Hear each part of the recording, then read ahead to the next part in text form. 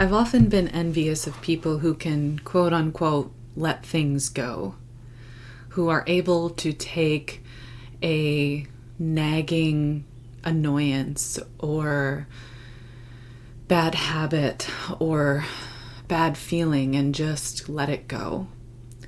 For someone like me and of my level of intensity, that's always been easier said than done. But today I was thinking, what if true release is not always found in quiet moments of meditation or repeated affirmations of our worth and our ability to let things go?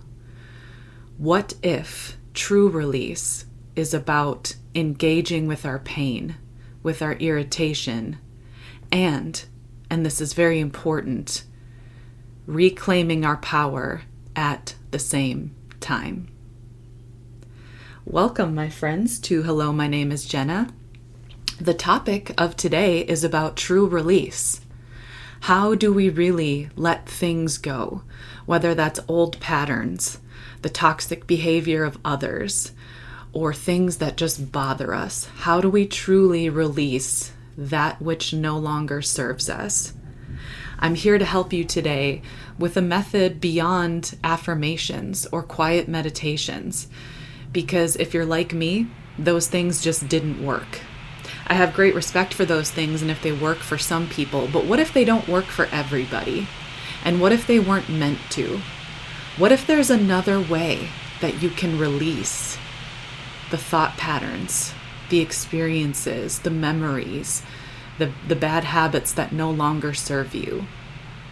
And what if you don't have to wait until it's quote unquote fully cleared to reclaim your power, to reclaim your identity, to reclaim the truth? I wholeheartedly believe that both can happen at the same time. It's happening for me right now, and I'm going to teach you how to allow it to happen for you. So hang with me for a little bit. You might feel better. Now, what I'm going to go over is where this concept came from. How did this idea of releasing and reclaiming happen at the same time? Where did it come from? And then I'm going to give you some practical tips about how to do this for yourself.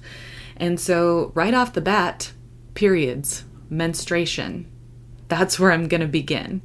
It's literally called a menstruation cycle. And I think because of the ways that women have been shamed for this, because of the stigmas around periods, right? It's been thought of as this gross, shameful thing. I mean, I literally remember when I was in middle school hearing guys say to girls, "Ooh, don't drip on me," or how ashamed girls would feel if they leaked through their pants or something like that. It's so wrong that periods have been categorized as this shameful thing, when it's one of the most natural, life-giving, powerful processes that the humans can go through. And part of the tragedy, beyond shaming women for something very natural, part of the tragedy of the stigmatization of menstrual cycles is that we've lost the lesson that they can teach. We can learn so much from the process of releasing and then building up again of the menstrual cycle.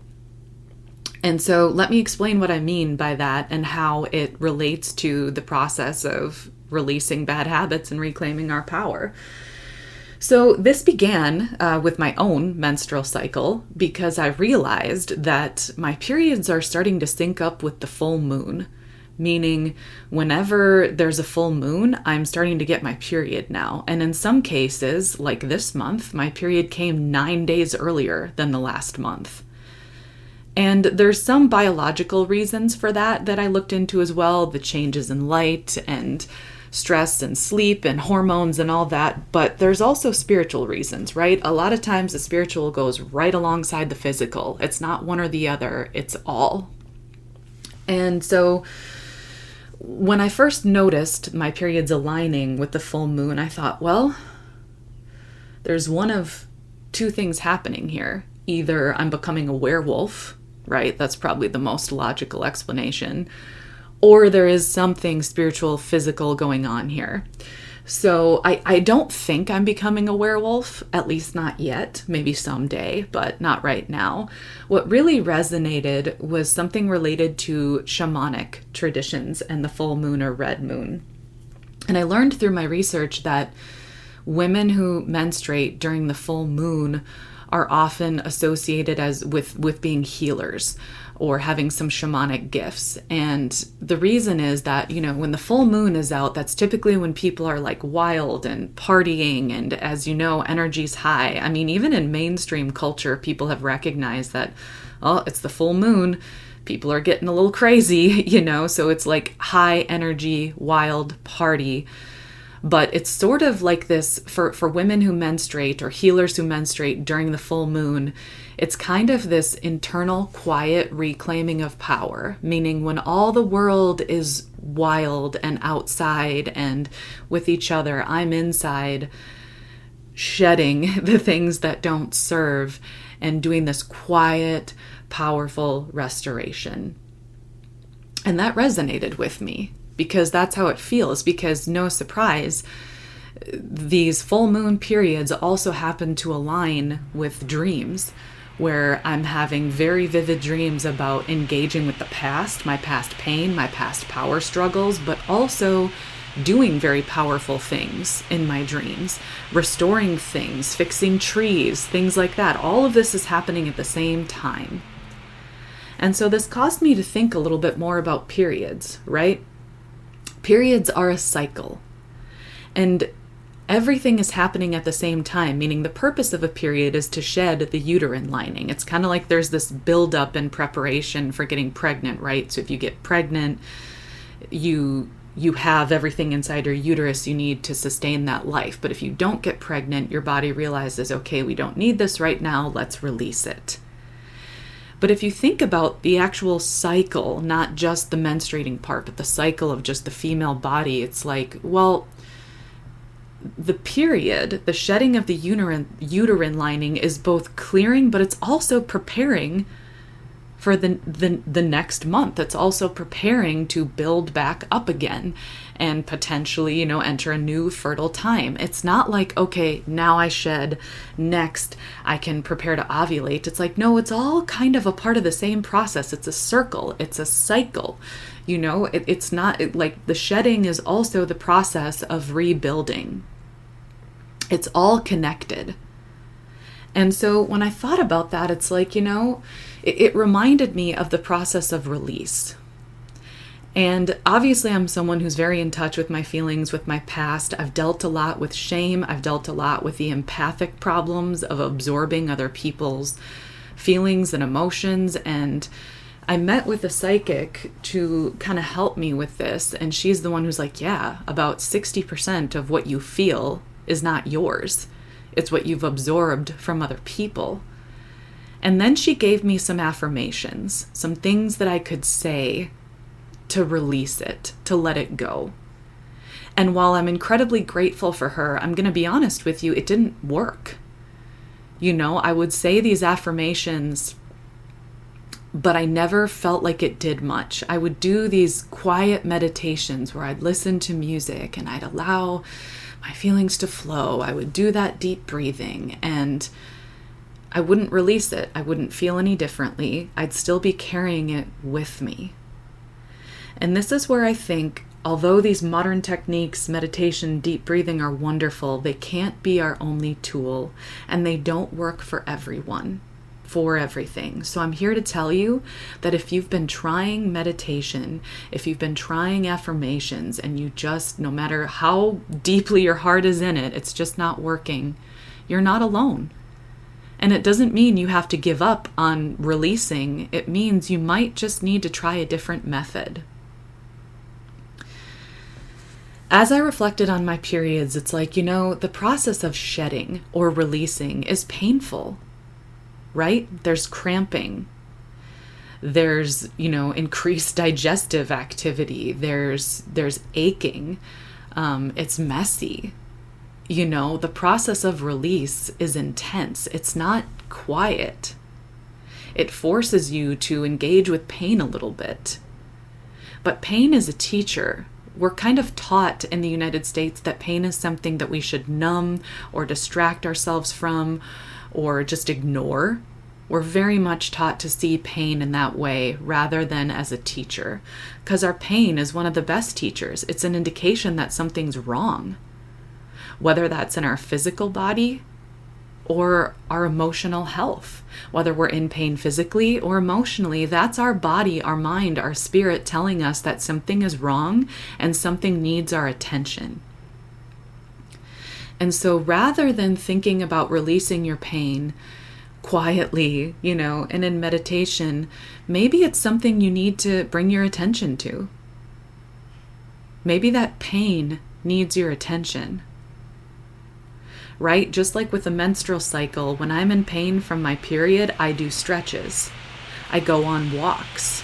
I drink a lot of water and try to eat healthier, because the healthier that I eat and the more water I drink, the less painful my periods are. It brings my attention to, hey, we're going through a deep process right now.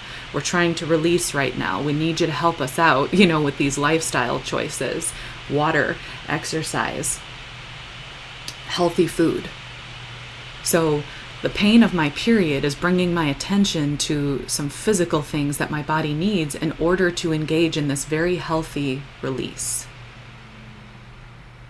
So maybe whatever it is that's nagging at you, okay?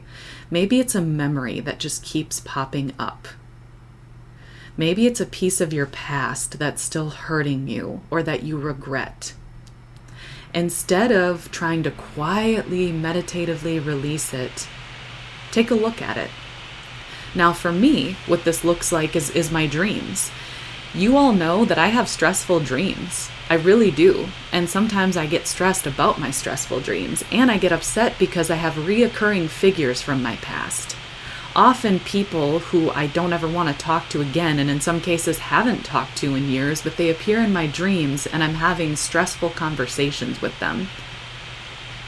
I'm telling them off, right? I'm telling them about their immature or toxic behavior. And often they won't leave me alone. They're following me around. They're stalking me. They're in my face. And I'm just trying to get them away in these dreams. And at first I resented this, kind of like we sometimes resent our periods or resent our pain, right? We're like, oh, I just want this to go away. Because pain is uncomfortable and we're taught to numb it. It was the same in my dreams. I was just wanting these figures to stop. Get out of my head. Get out of my dreams. I haven't even seen you in 18 years. Why the hell are you appearing in my face? Well, as I reflected on this, because I just had another one of these dreams last night where a figure from my past was appearing and just taunting me, harassing me, bothering me. And again, my instinctive reaction was to just get it away, forget about it when I woke up, because I woke up stressed. But as I thought more about it and did my dream research, I was like, oh, well, what else is going on in this dream? He's not just bothering me. I'm talking back to him. I'm telling him about himself. I'm reclaiming my voice. Why was I stressed about this person in real life? Because I felt like I didn't have any power. Because I felt like I would be punished for setting boundaries. And that still nags at me. I still have this pain, this fear that if I set certain boundaries or I speak up about something, I'm going to be punished for it. This dream, although stressful, is my body's way of releasing that fear. It's stressful, but it is releasing. I'm using my voice. I'm acknowledging this pain that's been buried just so I could get by. This thing that I kind of pushed down so I could live my life. In my dreams, I'm facing it. I'm telling him this is stressful, but I'm still telling him at the same time. And then the next dream I had in the same night was one where I had these magical powers and I was saving a tree with them. So all in one night, I had this dream where I was having this confrontational conversation with someone from my past. And then just one dream phase later, I'm now using magical powers to save and restore a dying tree. My friends, the process of release does not have to be separate from reclaiming your power. It's a cycle that we can engage in one night, in one period cycle, and throughout our entire lifetime. I think that's a major healing point we need in the United States, to stop looking at life from start to finish and along the way you hit these milestones. There are many cultures and traditions that look at life as more of a cycle. And I think this is a healthy way to see things. Because how frustrated do we get when it's like, I've worked on this, I've done this, and I didn't get this result. I didn't get there. You know, that's something I covered in my parenting episode of like, I did A, B, C. Why didn't I get D? Why did I get F and a half? Because maybe life isn't meant to be lived by A, B, C. Check, check, check. 1, 2, 3. Maybe we're meant to live in cycles where we're not just waiting for the next thing to happen. Maybe because we are divine, incredible physical beings, that we can engage in a cycle with our pain and our power and even our achievements. What if it's a cycle where everything can happen at once in sync rather than A, B, C? What if it's not about arriving? What if it's about becoming? It's so empowering to look at life that way. Because how I used to feel when I would have these dreams about exes and just stressful people in my life is, oh God, I guess I'm still not over it yet. I guess I'm just not as strong as I thought I was. No. This is also about reclaiming my power. Because here's the thing.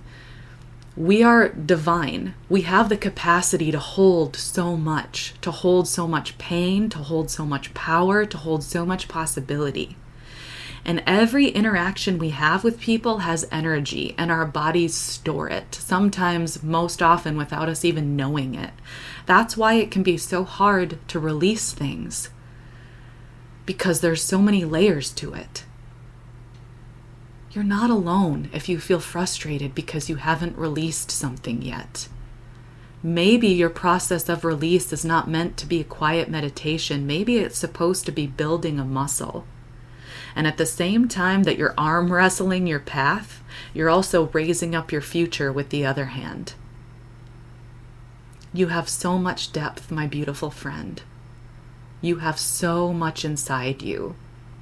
To quote Orlando Bloom in a paraphrased way, we have galaxies inside us. You have so much divinity. And that thing that's still bothering you, it doesn't mean you failed. It means it needs your attention. And you can give that thing your attention while still reclaiming your power at the same time. It's all a part of the same cycle. When it comes to periods, the shedding of the uterus is all a part of the same cycle of building it back up again to create new life. It happens every month, all the time. We are constantly in a process of shedding and rebirth and strengthening and releasing. And for me, engaging with my pain, releasing things means I pay attention to my dreams. That's how my pain and the things that I need to release show up. And actually, my body is helping me out at night. So often it seems like our bodies and minds are against us because sometimes we have stressful feelings. Well, no. It's not trying to stress me out, or maybe it is, but if it is trying to stress me out, that's because it's trying to bring this pain and this energy to the surface so I can really release it. And for me, releasing is building muscles. That's how I release. I build my muscles. I build my voice. And each time this trigger from my past loses a little bit of its power and I take a little bit of mine back. And I see how it translates in my waking world. I used to be very apologetic for opening my mouth, for saying the thing that nobody else would say. And I still occasionally get anxious when I say a hard truth. I'm like, oh my God, now they're not going to like me anymore. Now, like, I still deal with that. It's just that it's losing its power over me. Each time I say the thing that I maybe would have said more quietly or held back for fear of rejection or judgment, each time I say the thing, my confidence in saying the thing grows and the fear shrinks. It doesn't all go away, but my voice gets stronger. So for me, engaging with what I need to release is involved in my dreams. It might look different for you. Maybe there's some conversations you need to have. Not just once, but maybe there's a few conversations you need to have. Maybe there's some boundaries that you need to set. Maybe you need to start doing art.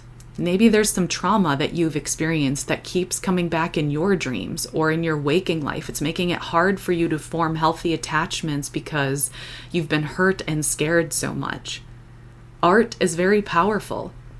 Maybe release for you is finding a way to express that pain rather than sabotaging your relationships with it. Maybe you need to start painting. Maybe you need to start writing poetry. Maybe you need to start sculpting. Maybe you need to release that pain by building a community. Maybe you were rejected from sports because of your gender. Maybe you need to create a team that other people can join. Release is about engaging with our pain, and all the while we're healing ourselves. So when you have that painful conversation with someone that you maybe need to have, yeah, you're feeling your pain, but you're also building up your power at the same time. It's not one or the other. You facing your pain and having that conversation doesn't mean then that you're just stuck in your pain. You're building your voice at the same time. You're flexing muscles. Every time we do something uncomfortable, we're building our muscles. Working out is just like that. Working out is intense. Lifting weights is hard. Pushing yourself through that cardio is uncomfortable. It's intense. Your body might be a little sore afterwards, but it's sore because you're building muscles. Release is not just engaging quietly. It's not just found in affirmation. It's found in building muscles. It's found in bringing our attention to the thing that's causing us pain. And at the same time, we're rebuilding our power. So for me, quiet meditations don't work for release, but engaging with my dreams does. And maybe your dreams can be a teacher for you like they are for me. And here's how you start to engage with your dreams. You write them down. First thing in the morning, as much as you can remember. And the more you do it, the more easy it will be for you to remember your dreams. And if something, like, let's say you don't remember in the morning, but all of a sudden you're listening to a song in the afternoon and you're like, holy shit, I just remembered this dream I had. It's not too late. When you get a moment, pause, write it down then. Don't think that just because you didn't remember it in the morning, but you remembered it later in the day, that it's too late. Maybe there's a reason you remembered it later than the day, than in the morning. Maybe these stressful dreams that are occurring for you are something that need your attention, and the way that you begin to engage with them is by writing them down. And then do some research, Start looking up, dream symbolism. Write down what it means. Read what it means. Think about it. And over time, things become a lot more clear. And finally, let's accept our bodies. Let's stop shaming our body's natural process, especially when it comes to women's health. Menstrual cycles are a powerful teacher. They are not something to be ashamed of. They're literally the cycle of life happening inside a human body. If you menstruate, you literally have the process of life happening inside you every single month, all the time. It's not something to be ashamed of. It's something very powerful. And you're very connected to the earth because of it. So I would challenge you to learn more about your period if you menstruate and how it's connected to the light cycles of the earth, to the moon, to each other, because it is all connected. It's another way that we can engage with nature and see our connection to the natural world rather than our separation from it. My uncle once said, the only way out is through. when referring to trauma or difficult things, areas of discomfort. And I think that resonates really deeply with the process of release. And so as I leave you today, just pay attention to the thing that's been trying to get your attention. Engage with your pain, engage with your discomfort, because I believe that's the true process of release, is allowing ourselves to feel that pain, to feel that buildup, to adjust our lifestyle, to deal with it rather than numbing it, just like our periods. The pain of my period, it's a very powerful thing that my body is doing. So that pain is power. My body is releasing. Your body is trying to help you release something. That's why it hurts. It's trying to say, hey, we got to get rid of this. Here it is. Take a look at it. Listen to how you need to heal it rather than just numb it. And at the same time, it will also shine a spotlight on areas of life for you, areas of power, reclaiming your voice at the same time that you're acknowledging your pain. It's not a setback. Your pain and your discomfort are not setbacks. They do not mean that you have failed. In fact, if anything, it means you're doing great because you're not ignoring it anymore. And you don't have to wait until it's properly, quietly cleared. You can reclaim your power at the same time. So, as I am releasing this episode in sync with the full moon, whatever you're doing on this full moon, I wish you all the best with reclaiming your power, acknowledging your pain, growing into your highest, most powerful, reflective, compassionate self. And I hope that as you do so, you will share this episode. You will share this podcast, because I'm always trying to help. And thank you to those of you who have. I've been noticing some traction, and that some of you have been sharing it. Thank you. And also, thanks for coming.